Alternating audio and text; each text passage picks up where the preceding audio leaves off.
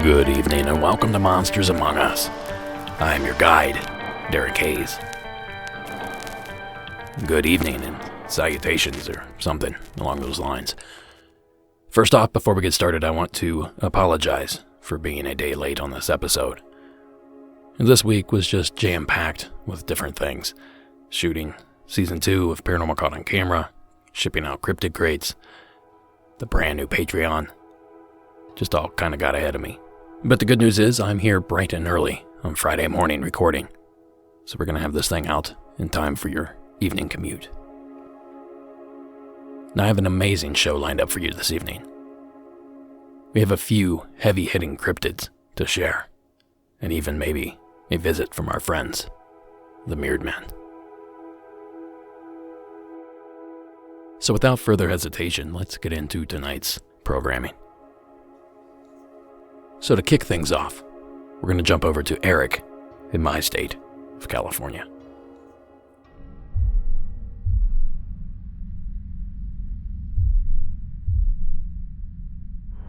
Hey Derek, this is Eric. I've called in before and thank you for sharing what I left a message about on your show.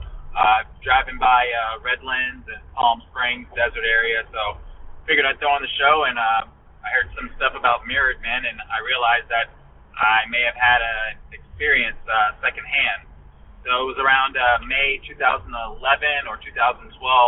I was in Fiji in the South Pacific, in a very rural part, not very luxurious or anything like that. I was there with a bunch of college students, 3 of them that I was pretty close with. I think they were like the cool kids. They were out and about after dark when most of us were in our, getting ready for bed and stuff. But they came back upstairs to the facilities we were at, 2-story place, with a little clinic, medical clinic on the first floor, and then a couple of rooms up top to house us all. And they were freaked out. They were really scared, and they were kind of just buzzing. I'm like, what are you guys talking about? And they're like, these 3 guys just came up to us, these 3 things. Like, I'm like, what are you talking about? And they're like, I'm like, are you talking about Fijian men? Like they're black people with darker skin. Are you talking about that? And they were like, no, like just 3 things. And we went on this whole conversation about extraterrestrials, but they were pretty freaked out. They didn't really want to talk about it too much because apparently it's just 3 male-looking humanoid figures came out of this Fijian jungle. There was a clearing behind where we were staying, and I guess approached them. No words were said, but they were definitely shaken up. And another instance I've had more recently here on the 4th of July, which I know dogs get paranoid with the fireworks and stuff. Ironically enough, my dog is a rescue and suffers from anxiety 100% of 99% of the time, but that 1% is on 4th of July, and the fireworks simply don't bother him. So we spent the day at the beach with family, and we get back about 2 hours inland in California, and I get to my home where him and I live alone, and we're in bed. The lights are on, and I'm getting ready to turn them off, but my dog starts crying. He starts whimpering, and he's looking at the ceiling. His eyes are darting back and forth, and I had felt uneasy upon coming home and just being home. I thought it was maybe from the coffee I drank for the road trip, but I realized, no, I've had a feeling like this before when an object actually was kind of thrown at me. slammed at me, but it's been several years, and I guess I have to start listening to my intuition, because my dog's intuition, his eyes, the way he was crying, it didn't make any sense. I mean, I wasn't seeing anything. However, I did notice it seemed like there was like a static haze moving around my apartment. And so, needless to say, I grabbed my Bible, started reading, and out loud, and I prayed over my dog. And eventually, after about an hour, my dog was freaked out, and that kind of made me upset. I just got authoritarian, and I asked whatever it was. I told it wasn't welcome and that it had to leave. And within 60 seconds, this huge feeling of relief came over me, and my dog as well was able to settle down. So I know there's been earthquakes. There was 2, 4th of July and the day after. I don't think it was anything like that. The house wasn't rumbling to me. Maybe it was an aftershock or something, but even during the earthquakes, that's not how my dog reacts. So I know their magnetic field is pretty strong and things like that. Probably sensitive to things, but I also believe he's pretty sensitive to the paranormal. And I really did not appreciate something like that being in my house. I'd been gone for about 3 days. But who knows, maybe my neighbors in the apartment building, had brought something home, which I feel like I've experienced before as well. But grateful to have my pup, and that was my Mothmen experience as well, going down in Fiji, South Pacific. Love the show. Keep doing what you're doing, and congratulations on your marriage, man. Congrats. All right, bye.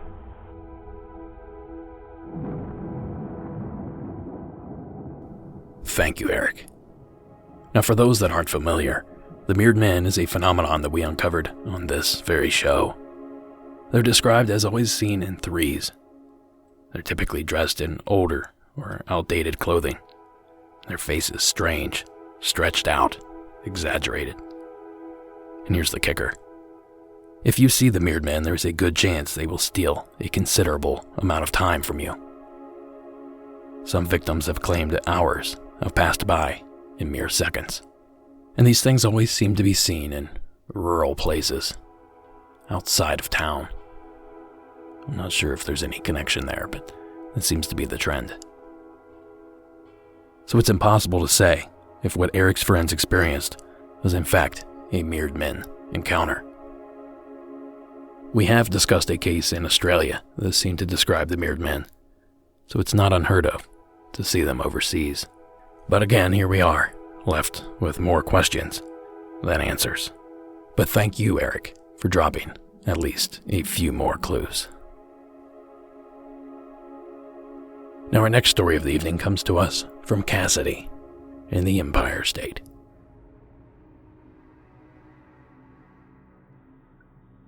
Hi, Derek. This is Cassidy from New York City. This is a story that happened just a little over a year ago. My wife and I were recently married in June of last year, and we went on a honeymoon to Scotland, England, and Wales. It was 32 days long road trip. We rented a car, and for the most part, we just stayed in small little villages and went to local pubs and just tried to have an authentic British Isles experience. About a week into our honeymoon, we used the website Atlas Obscura a lot to try and find unusual things, off the beaten path, not touristy things. And we were driving from Perth down to Northumberland, so we were exiting Scotland and heading down to northern England. And on the way, we were going to go through Edinburgh. And just north of Edinburgh is a village called Guildford in East Lothian. This is still in Scotland. And we heard about something called the Goblin Ha, which is short for hall, the Goblin Hall, but they call it the Goblin Ha. We love folklore, we love elves and fairies, and since we were in sort of the birthplace of that tradition, we thought we should go. We go down this road. It's very, very rural. It's one of these roads that is so small that if another oncoming car approaches, you have to pull over to let them pass. We see a sign that says Yester Castle, which is where the Goblin Hall is. It's a part of it's this old abandoned castle, apparently. We didn't know much about it, except that the word goblin was in it. And it says, if you're here for the Yester Castle, no parking, park around the corner. We go around the corner, and we're in the middle of fields and a couple of woods and sort of horse stables, and nothing's really clearly marked. We don't see a castle anywhere, and we're kind of wandering around. We meet this Scottish couple, like heavily tattooed. They have a young baby. They're both smoking cigarettes. They're kind of rough, but very friendly. We couldn't understand a single word they were saying. Everything was like, very thick Scottish brogue, but they were also looking for the castle. We sort of wander off together. We cross over this field, over this old stone wall, and we're wandering through a golf course, and we don't find it. We don't think we're going to find it at all. And there's a little patch of woods that we go through.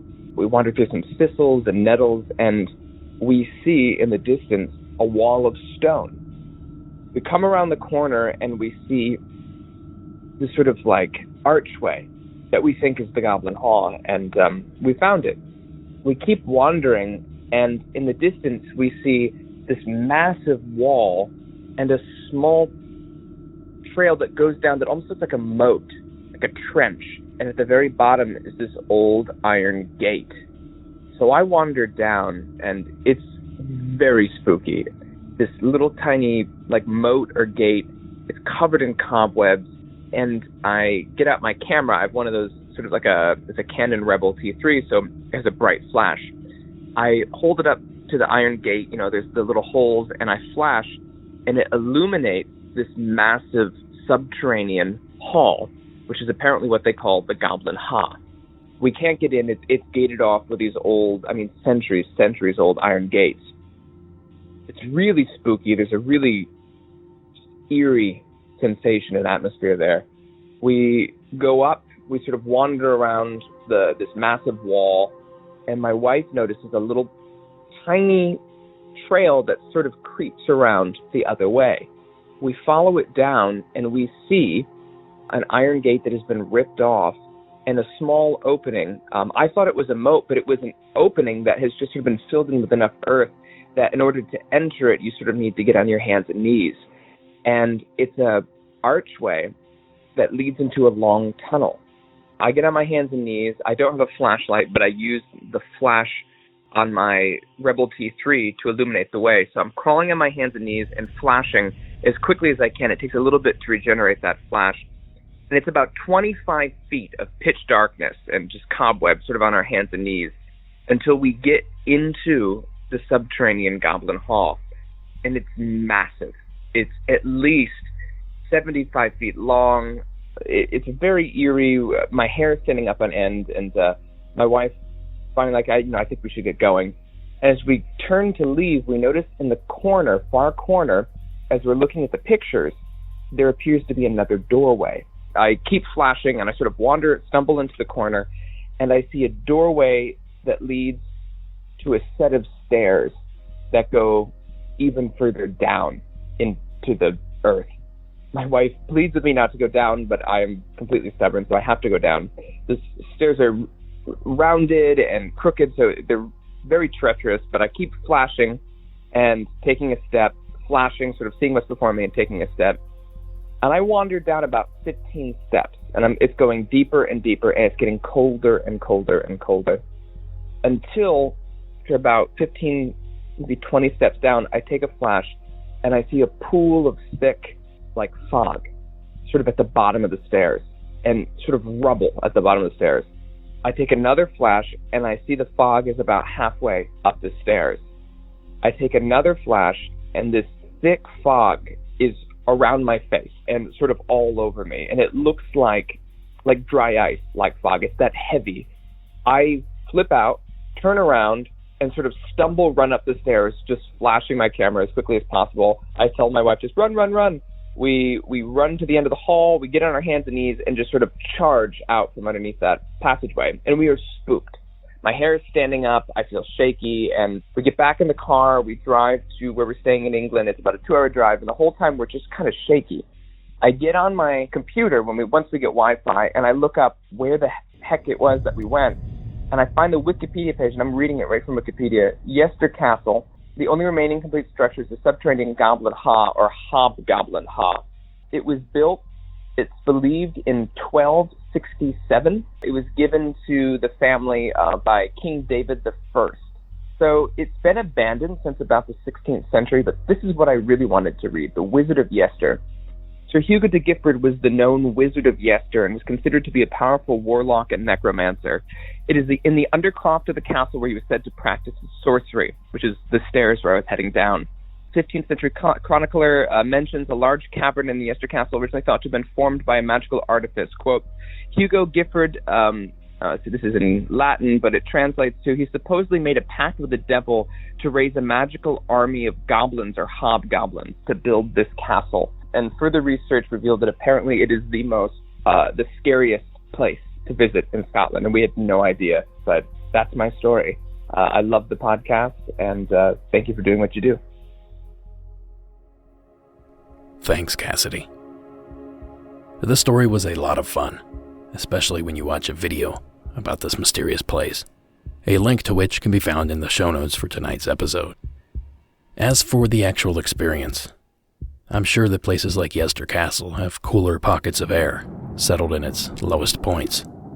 Perhaps Cassidy's breath and/or body heat reacted with this colder pocket of cool, moist air, and created some sort of fog or mist. Now, I'll be completely upfront here.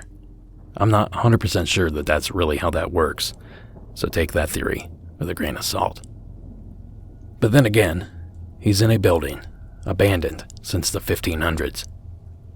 A castle that was claimed to have been built by none other than goblins. So perhaps his experience falls squarely on the shoulders of the supernatural. Thank you again, Cassidy, for not only sharing your story, but exploring this creepy place for us. Now, our next story of the evening comes to us from the state of Maine. The following is Mary's call.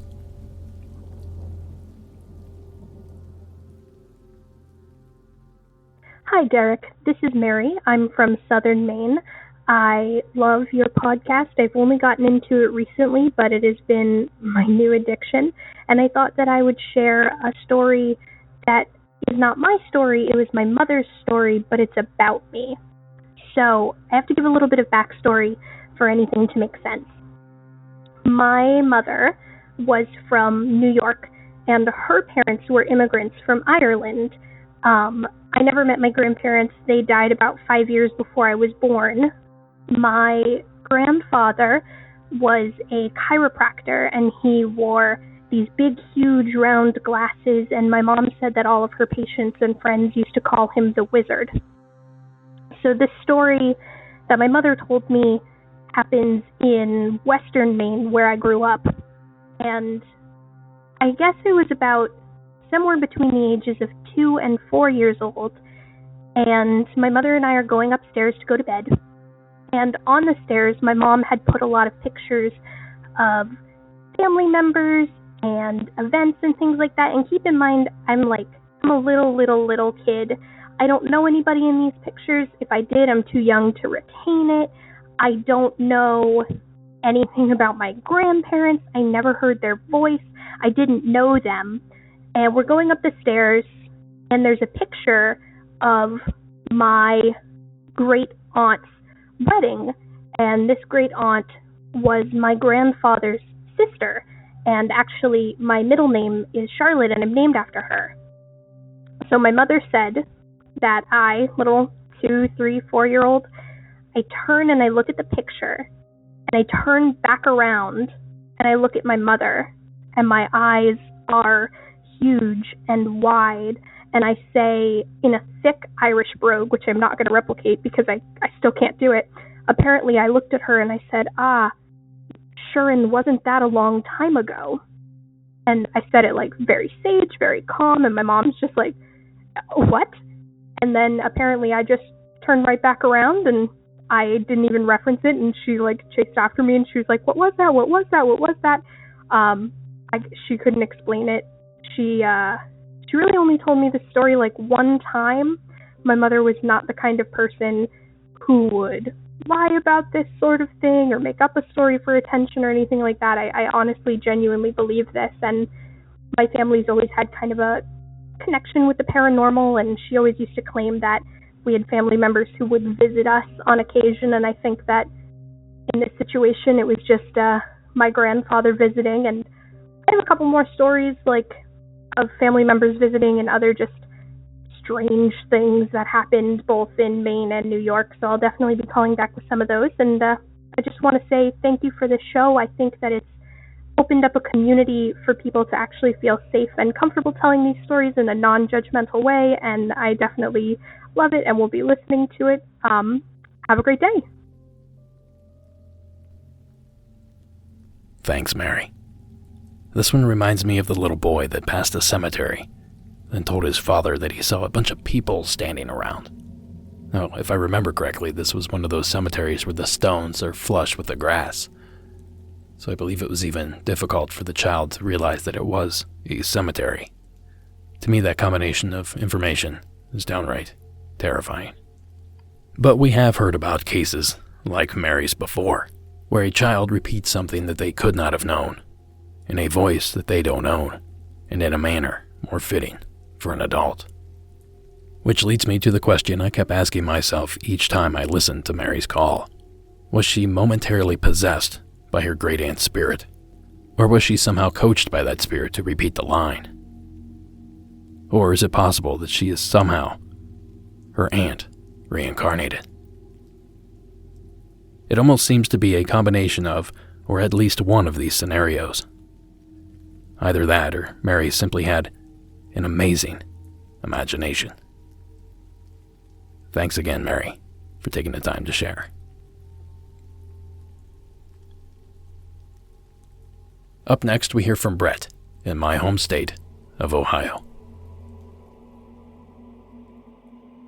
My name's Brett. I'm from Southern Ohio. It's happened about 2005. I was like kind of a bum. I mean, I was in college, but I scheduled my classes till later in the day. So I got up about noon. Sunny day. It's fantastic outside. And my parents' house is out in the woods, about a quarter-mile driveway. There's nobody else around.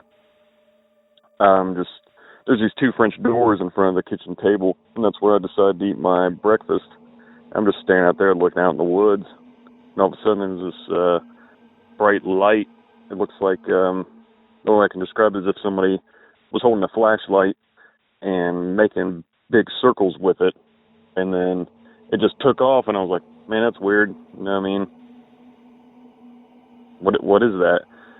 And I didn't think anything of it, and it wasn't even 4 or 5 seconds later, it came back, started doing these big circles. I was getting kind of scared. I didn't know what it was. There's nobody else around. It's just a random light.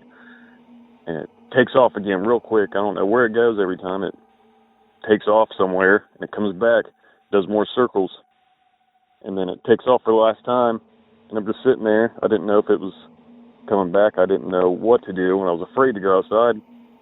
And I finally gathered the courage to go out there, and where it had been doing circles, as soon as I touched my foot out into the leaves of the forest to make a noise, 2 big bucks jump up right where that light was. And I don't know what it was doing, if it was looking at the deer, if it took the deer and brought him back. I have no idea what that light was. And that's my story. Thank you. Thanks, Brett. Okay, I need everyone to slip on their tinfoil hats for just a second. I have a crazy theory here. Now, some witnesses and researchers claim that Sasquatch has the ability to create light, or is somehow accompanied by light. Not just any light. Small glowing balls of light, often blue in color. Now, I'm not here to explain that phenomenon. I simply can't. But here's what I did think. What if Sasquatch was hunting deer, a reported food source for the creature, and part of their hunting strategy somehow involves these little blue lights? Perhaps Brett was merely a witness to a failed Sasquatch hunt, which could explain why the deer were hiding nearby the area. I realize this is far-fetched, but sometimes you have to throw some wild stuff out there, simply to see what sticks. Okay, you can take off your tinfoil hats now.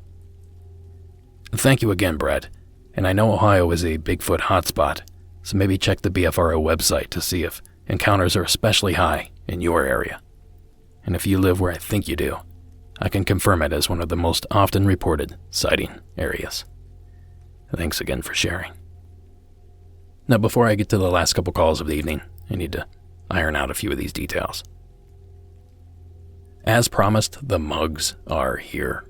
If you're a coffee drinker, tea drinker, or just like coffee mugs, head over to monstersamonguspodcast.com and click on the shop tab. There you'll find our brand new mugs designed by Jamie Murray.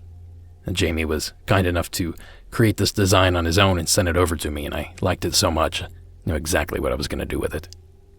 So thank you, Jamie, for sending that in to us. A lot of you have already picked up on this, but the Patreon feed just got a whole lot better. I started playing regular calls on the feed simply because I have so many calls I'm never going to get through them all, so let's share as many as possible. So if you want to hear more shows like this one, almost exactly like this one, head on over to patreon.com and search for Monsters Among Us Podcast. A $4 monthly pledge not only goes a long way to keep the lights on over here, but it also gets you at least 2 bonus episodes a month, the latest of which just dropped a couple days ago. Again, that's patreon.com and simply search Monsters Among Us Podcast. And a huge, huge, huge thank you to the 30 or 40 so people that signed up over the past week. You guys, you're incredible. If you're in the LA area and attending the LA Comic-Con, consider stopping by and watching the Paranormal Caught on Camera panel, of which I will be part of. This panel takes place at 5:30 p.m. on Saturday, so if you're there, I certainly hope to see you. Be sure to follow the show on social media. We have accounts on Instagram, Facebook, and Twitter, and be sure to look for the Facebook group while you're at it. And lastly, this is a bit of a big announcement. I've already teased it on a couple Patreon episodes, but I think we're finally ready to let at least part of the cat out of the bag. Good friend of the show and good friend of mine, Blurry Photos David Flora, and I have teamed up to create a new documentary. And we're still in the writing phases of all this, but we're about to launch a Kickstarter sometime in either later October or early November. Now, this documentary is going to focus on a strange area here in Southern California called the Anza Borrego State Park. Now, this is California's largest state park, just covered with vast desert. But what's weird is they have all sorts of strange phenomenon going on over there. Ghost lights, haunted locations, UFOs, abductions, and even Sasquatch. So it's a bit of a paranormal hotspot that, to the best of our knowledge, has yet to be explored by paranormal researchers. So what we're going to do is spend a few weeks there, do some interviews, shoot some things, see if we can't get to the bottom of what might be going on. So keep your ears open for that Kickstarter campaign. I'm sure I'll be talking a lot about it when the time comes. And in the meantime, if you are from that area or have been to that area and experienced something strange, please send in your call or shoot me an email. And when you do so, be sure to mention Anza Borrego in the call so that I can be sure to find it quickly. And speaking of blurry photos, if you love the show as much as I do, why don't you head over to the show notes and click on the link that I've pasted in there. David is in the running for Best Podcast of Chicago, and I want to do my best to make sure that he wins. So head over to the show notes and you'll find a link over there. And get this, there is no limit to how many times you can vote.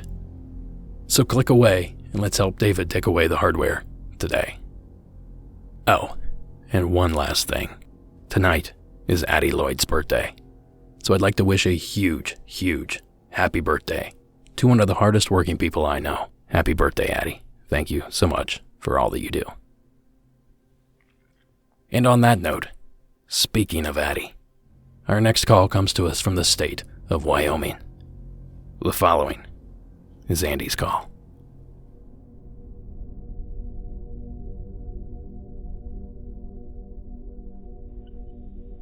Yeah, Derek, this is Andy from Wyoming. First, I'd like to say between the podcast and the show, definitely got me hooked.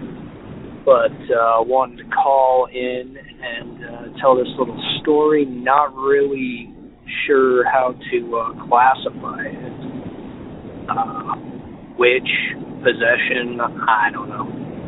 But used to live in this apartment that I had heard a lot of noises, lots of people talking when there was nobody around. Just kind of thought it was a normal thing, I guess. So he used to always have either the TV, music, just anything that made noise on at all times to kind of drown out some of the things I would hear. So anyways, here's where the story ties. Buddy and I went out shooting one day, got back into town, decided we were gonna go out and have a few drinks. So before we go out, he gives me a call back and says he's gonna bring this girl with. Brings her by my place and says, "Hey, I gotta go run and do something real quick. I'll be right back." Okay, so I'm sitting in my place with this lady that I've never met before. She begins to tell me she's a witch, all this stuff. Yeah, whatever. Maybe you are, maybe you're not. Who am I to judge? But so she asks me if she can do some sort of, I guess, palm reading. So I give her my hand. She goes ahead and looking at my hand, and all of a sudden she says, "There's something going on. There's more going on here. It's coming from the closet," which in the apartment was the only place that ever gave me the creeps. But she tells me that the only reason that I have the TV or music or anything on is to drown out their voices. I didn't really ask who, but I kind of knew what she was talking about, but I had never really told anybody that, so for her to know that was a little odd. So she asks me if she can get up and go make a drink. I said, "Oh yeah, sure. Kitchen's right over there, you know." This girl goes in there and she's mixing herself up a highball and says, "Man, I really like these knives." And I said, "Yeah, it's a new pocket knife I got." Well, she then says, "No, I mean these." Lets out this blood-curdling scream and comes running, charging at me, this knife, like she's going to stab me. Well, I still had a firearm or two out at that point. So I grabbed one of them, explained to her the severity of the situation, and got her out of my place.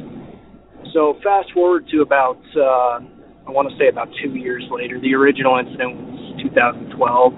I'd say 2013. So about 2 years later, a buddy and I go down to Utah, go to a concert, hanging out. We go hit this bar afterwards. There's this little old man there, asks me if I've got time to shoot a game of pool with him. So I humor him, and I'm shooting a game of pool with him, and he asks me if I'll come outside and talk to him while he has a cigarette. I said, "Oh yeah, sure. I've got nothing better to do." So I'm outside talking to him, and he's saying some off-the-wall stuff, but nothing super out there. Until he tries to get me to take some sort of a little rock. I was anti-taking anything, and I mean, eventually I did take it and tossed it in the bushes, but as I'm getting ready to leave, he puts his hand on my shoulder and he says, "I've already spoke with her." And I looked at him because I didn't really know what he was talking about.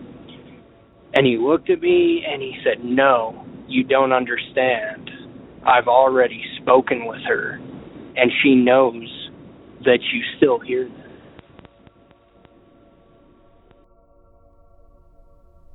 Thanks, Andy.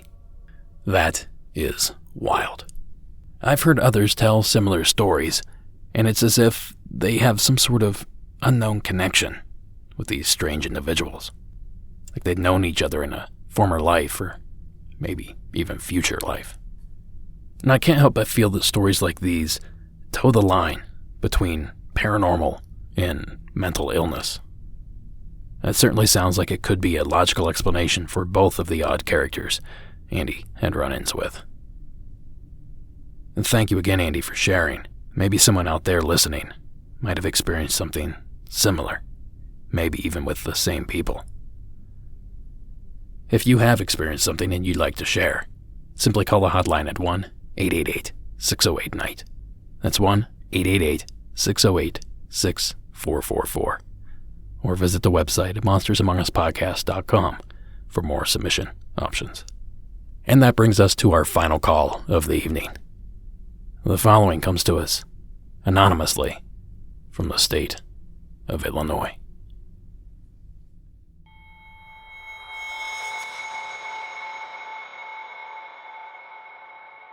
Hey, Derek. I just found out about your podcast. Been listening to it for the past couple of weeks, and I want to remain anonymous on this one. I've had a few weird things happen to me, and I've still never really made sense of it. Okay, this happened around maybe 15 or so years ago. I live in Chicago, and I'm a night owl, so I stay up all night. So what I usually do is I lay on the couch and watch TV. So it's normal for me to fall asleep on the couch, wake up, and, just continue to watch TV or go upstairs in my room. So one night, I was asleep on the couch, and I just jolted up, woke up, and the TV turned off and turned on its own. So I was like, okay, this is weird. So I grabbed the remote, turned it back on, and it turned off. And then I was like, okay, what's going on? Is it the cable? What's going on? The cable box? So I turned the TV on again, and it turned it back off. I'm like, wait, this is crazy. So I got up, I turned all the lights on because I was just trying to get up and get my bearings about me. And my older brother, who was living with us at the time, he ran downstairs like, did you hear that? And I'm like, what are you talking about? He was like, something just flew over the house. And I was like, what? He was like, you didn't hear that? And he opened up the front curtains, and it was like maybe 2 or 3 o'clock in the morning. It was in the summertime. So he opened the curtains, and he was like, something was directly like over the house, flew over the house. And it was just a weird vibe in the house. And the thing about it was, we live like in a vicinity near an airport, so we know like airplanes, flying over. So my brother was like, no, this wasn't an airplane. Something was literally over the house, and it flew over. It's like I heard it. It was like directly over the house. So a few minutes later, my mother, she opened the door from her room, because their bedroom is like, it's the living room, the dining room, and then it's her bedroom. And she opened the door. She was like, what's going on? We was like, what are you talking about? She was like, it's just a weird vibe in the air. What is going on? She was like, it's just weird. And then we were telling her what happened, and she was like, something like, I just feel weird. I can't get back to sleep. And I felt the same way. It felt like some kind of presence was in the house. It was just weird. And it just felt like the air was just like static. It was like a static charge in the air. It was just static electricity. It was just a real heavy feeling. And then after maybe about 30 minutes or so, it subsided. And this, like I said, we still talk about it to this day. We still can't make sense of it all. And I just wanted to know, like, what happened. And like I said, that's not the first experience I've had in this house. I've had a few experiences that I can't explain. And, listening to your podcast just made me really start reliving these and thinking about these. And I just want to say, keep up the good work. I love your podcast. I've been listening to it every single day on my way to work before I go to bed. And I may call back again because I have a few more stories like this. Yeah, but it was just a weird vibe. All right, thanks, Derek. Have a good day. Thank you, caller. I might have conspiracy on the brain today, but your call reminded me of something infamous in the paranormal world. Now, you mentioned that the TV came on and off by itself, then the mention of something strange flying over the home, and all of this took place in the city of Chicago. Now, those 3 elements, believe it or not, tell me something. It almost seems like we may be dealing with the Chicago Mothman.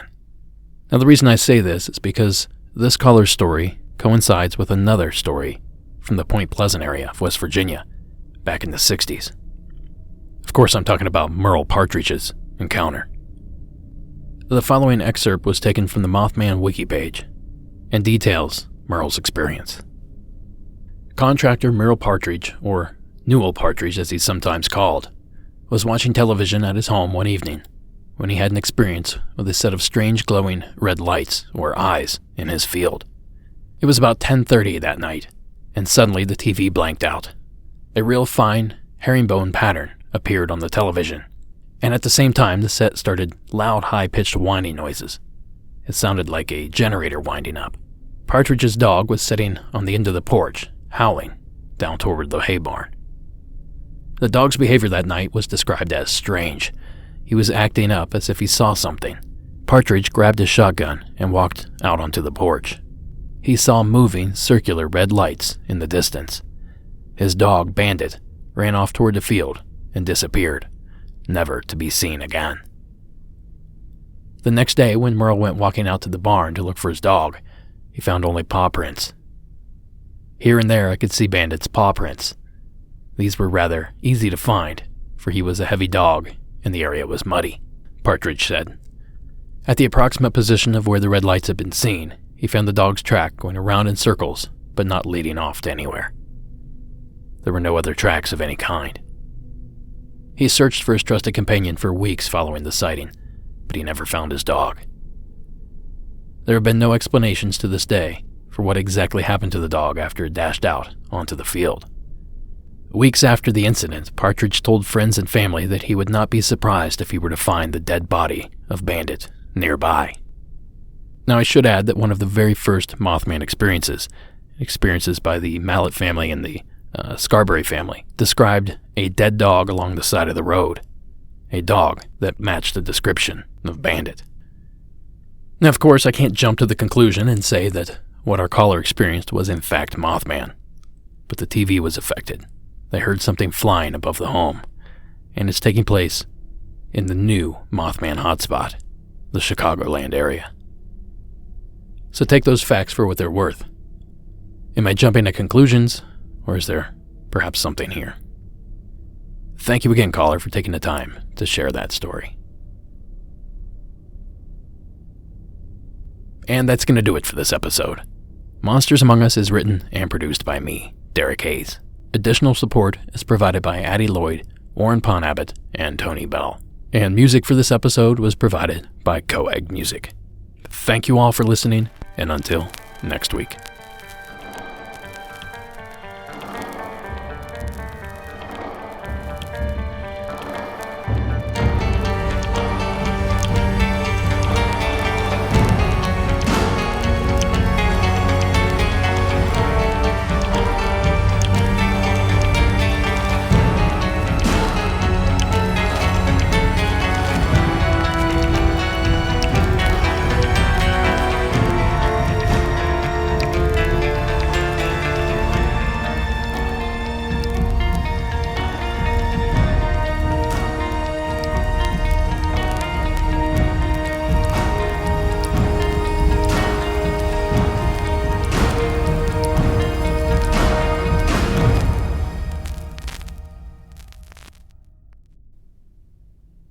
Oh yeah, don't forget about the secret part of the show. This is the part where I play one last call for those people that stick around. And tonight's call was one that was played on the recent episode of Monsters Among Us Beyond number 21 from the Patreon feed.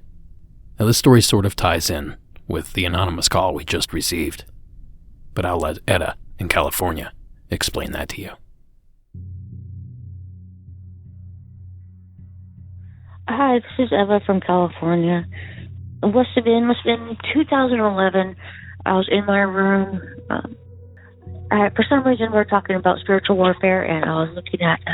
I had a book about how to rout demons, and I'm sitting up in my bed, leaning against the wall, and right behind me on the other side of the wall, my car is parked. It's a '73 Volkswagen Westfalia.